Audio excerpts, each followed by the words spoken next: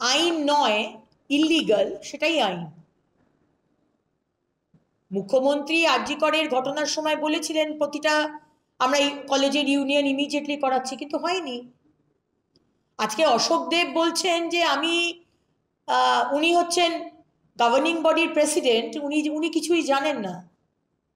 Union room খুলছে, union রুমে কোন কোন নেতারা দাদাগিরি করছে, ছাত্র পরিষদের নেতারা।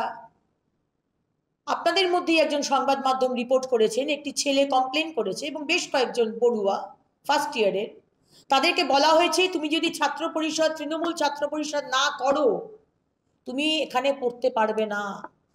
এবং সে বলেছে আমি তো রাজনীতিতে ইন্টারেস্ট নেই, আমি তো পড়াশোনা করতে এসেছি।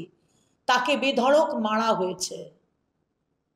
সে তার বাবা মাকে নিয়ে যখন ভাইস প্রিন্সিপাল নয়না চ্যাটার্জির সাথে দেখা করেছে, নয়না চ্যাটার্জি স্বীকার করেছেন হ্যাঁ এসেছিল। অশোক দেব বাবু, আপনিও বিষয়টি জানেন। এবং মিটিং করে তার বাবা মাকে নিয়ে বেরোবার সময় সেই মিটিং করে রাস্তায় তাকে হেনস্থা করা হয়েছে, তার বাবা মাকে হেনস্থা করা হয়েছে, তাদেরকে বন্ধ করে রাখা হয়েছে। আপনাদের সংবাদ মাধ্যমের রিপোর্ট। তাহলে আজকে কোন সাহসে বাবা মারা তার ছেলে মেয়েদের, তার মেয়েদের এবং ছেলেদেরও, শুধু মেয়েদের ওপর যৌন নির্যাতন, ছেলে হলে যাদবপুরের আমাদের সেই কি জান ছিল ভাইটা, সৌমদীপ ভাই যে ছিল, তার সাথেও সেই যে মৃত্যুটা হলো।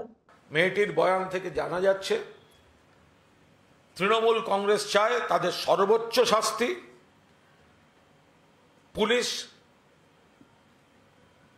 তৎক্ষণাৎ ব্যবস্থা নিয়ে আইন এবং তদন্তে যা যা করা সেগুলো পুলিশ শুরু করে দিয়েছে।